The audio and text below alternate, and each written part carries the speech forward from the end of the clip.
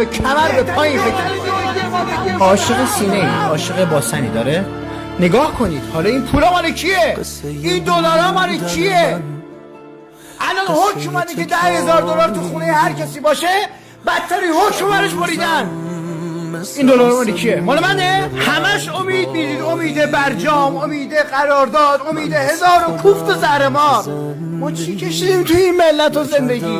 بهترین دوران زندگیمون توی جوانیمون گذشت، اما آقازاده ها بهترین زندگی رو کردن تو اون دورانی که ما بهترین زج رو کشیدیم، کارگری کردیم، بدبخت. ببینید 4 تا کارگر رفتن خودشون آتیش زدن برای 1,200.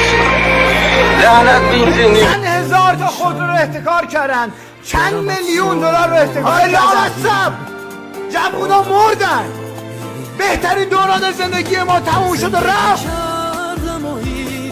به ما وعده و وعده چی رو میدی؟ میخوام نباشه.